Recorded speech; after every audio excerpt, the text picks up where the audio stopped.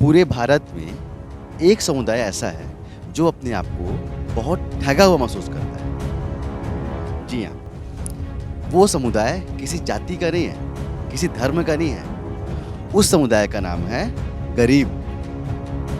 एक गरीब व्यक्ति हमेशा अपने आप को ठगा हुआ ही महसूस करता है उसका।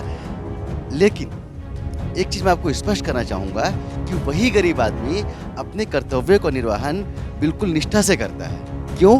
क्योंकि वो छल कपट नहीं जानता, वो राजनेताओं की तरह बातें करना नहीं जानता, वो प्रशासन की तरह झूठ बोलना नहीं जानता। नमस्कार, मैं सुनील शर्मा और आप देख रहे हैं हिंदू भारत। मैं आपको बताना चाहूँगा, अभी मैं जहाँ पे खड़ा हूँ वो एक ग्राम पंचायत है जिसका नाम गेजी है और यहाँ पर लगभग पिछले 3 महीनों से बिजली नहीं है। बिजली इसलिए नहीं है कि यहाँ पे तार नहीं बिछे हैं या फिर ट्रांसफार्मर नहीं है या यहाँ पर प्रशासन नहीं पहुँच रहा है। बिजली इसलिए नहीं है क्योंकि यहाँ का ट्रांसफार्मर खराब हो चुका है, जिसकी शिकायत ग्रामीणों के द्वारा जिला लेवल तक की गई, जेई साहब से भी की गई, ई साहब से भी की गई, लेकिन जेई साहब ई साहब तो साहब ठहरे। वो कहाँ ध्यान देने वाले हैं गरीबों का, उन्हें क्या मतलब।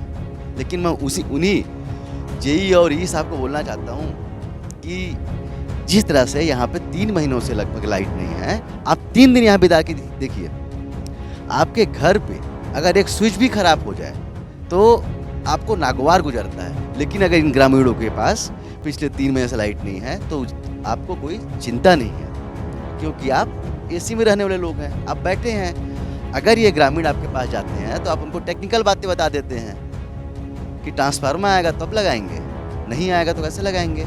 लेकिन मैं आपको बताना चाहता हूँ कि इलेक्ट्रिसिटी एक्ट जो बना हुआ है 2003 में, उसमें लिखा हुआ है, बिल्कुल स्पष्ट लिखा हुआ है कि किसी भी तरह की अगर टेक्निकल फॉल्ट होती है तो उसको 20 दिनों के अंदर सॉल्व करना होता है। ये आपकी जवाबदारी है, एहसान नहीं करोगे आप 20 दिन के अंदर काम करके किसी ग्रामीणों पे एहसान नहीं करने वाले हैं। वो उनका हक है और वो आपकी जवाबदारी है कि आप उसको करेंगे। और आपको और बताना चाहूँगा, अगर आपको कानून पूछना होगा मुझसे तो मैं आपको बताना चाहूँगा, इलेक्ट्रिसिटी एक्ट जो 2003 बना हुआ है उसके सेक्शन 57 के सब सेक्शन 2 में लिखा हुआ है, स्पष्ट लिखा हुआ है कि अगर किसी भी तरह का डिले होता है, किसी की लेट होती है, तो ये जो ग्रामीण है ना और आप जैसे जितने लोग बैठे हुए हैं ना, उनके ऊपर कार्रवाई करने का अधिकार कमीशन के पास है।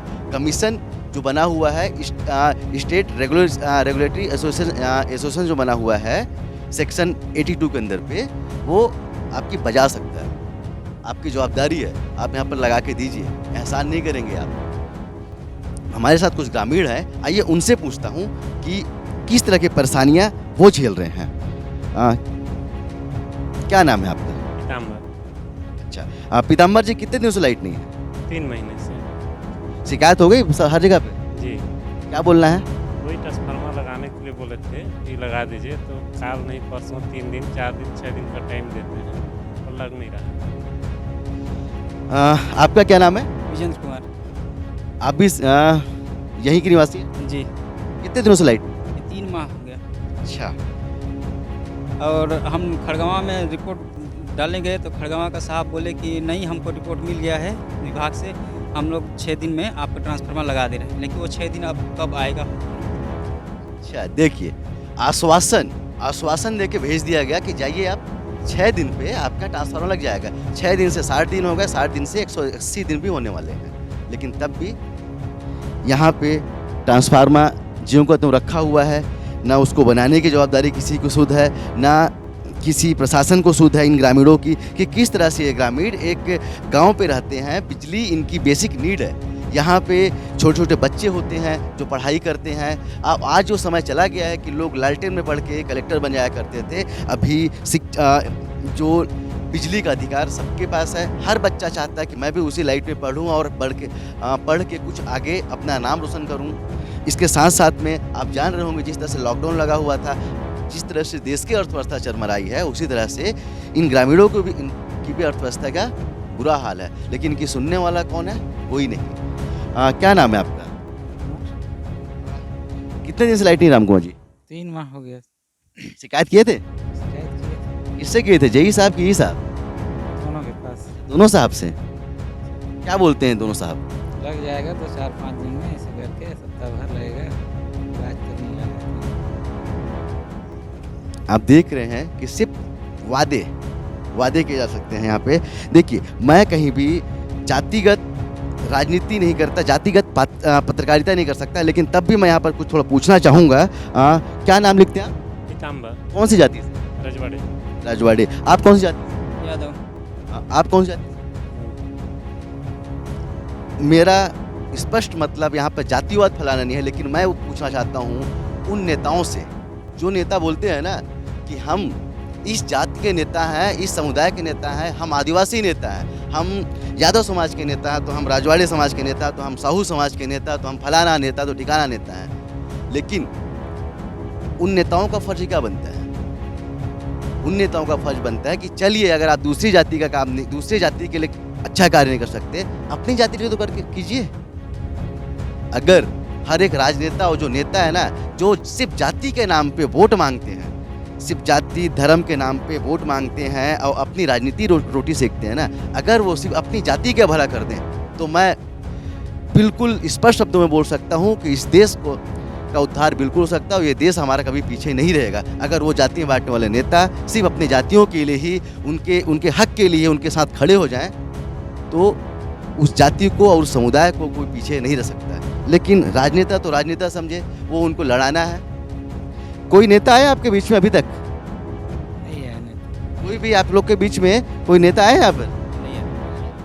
देखिए, ऐसा नहीं है कि किसी को पता नहीं होगा, ऐसा नहीं है कि किसी यहाँ के जो बीडीसी होंगे, यहाँ के जो विधायक होंगे, यहाँ के जो और भी जो नेता हैं, जो जातिगत नेता भी हैं, किसी को पता नहीं होगा। सबको पता है कि ये काट रहा है हम लोग को। बिल्कुल सांप बिच्छू कैसे नहीं काटेगा? अंधेरे पे रहना कौन पसंद करता है? मैं वही जई और वही साहब को बोलना चाहता हूँ कि आप 3 दिन यहाँ के उठाइए।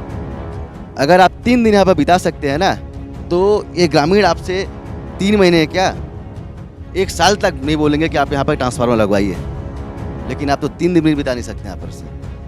और ये जो ग्रामीण इतने भोले भाले लगते हैं ना, अगर ये अपने में आ गए ना, तो आप यहाँ से बिल भी कलेक्शन करके दिखा दीजिए। आपको बताना चाहूँगा कि मेरे हाथ पे ये बिल है, ये जुलाई महीने का बिल है, और मेरे पास और भी बिल थे जो मैंने देखा जुलाई, अगस्त, जून। ये ग्रामीण इतने भोले वाले हैं कि ये बराबर बिल का भुगतान कर रहे हैं। 3 महीने से लाइट नहीं है, लेकिन ये बिल का भुगतान कर रहे हैं। किस लिए कर रहे हैं? मैंने उनसे पूछा कि आप बिल का भुगतान क्यों कर रहे हैं अगर आपके पास लाइट नहीं है? तो बोलते हैं साहब, अगर जेई साहब और ई साहब बाद में तो इसमें ब्याज जोड़ देंगे, और हम तो ठहरे ग्रामीण आदमी, हमको तो ब्याज देना पड़ेगा।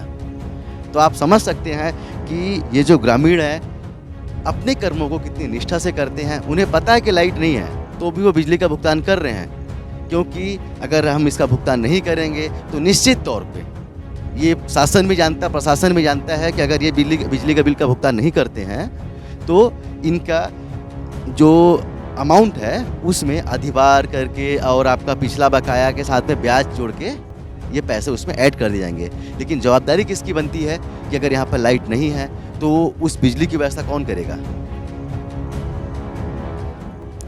तो मैं स्पष्ट शब्दों में बोलना चाहता हूँ जेई सर को और ई सर को कि अगर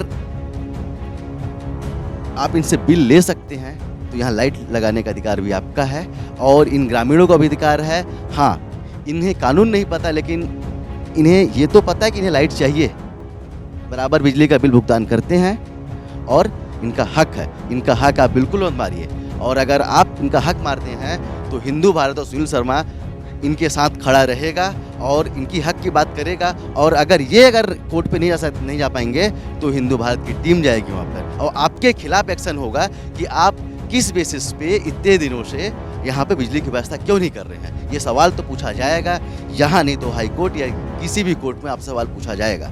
और आपको मैंने सेक्शन पहले ही बता दिए हैं, तो आप कृपया ये ना समझें कि हमें कानून की जानकारी नहीं है या आप ही ज़्यादा पावरफुल हैं। आप अपना काम कीजिए और अपना काम अपनी निष्ठा से कीजिए, पूरी निष्ठा से कीजिए। और ये कोई आप एहसान इन ग्रामीणों पे नहीं करेंगे, ना मुझ पे करेंगे। आप अपने कर्तव्य का सिर्फ पालन कीजिए।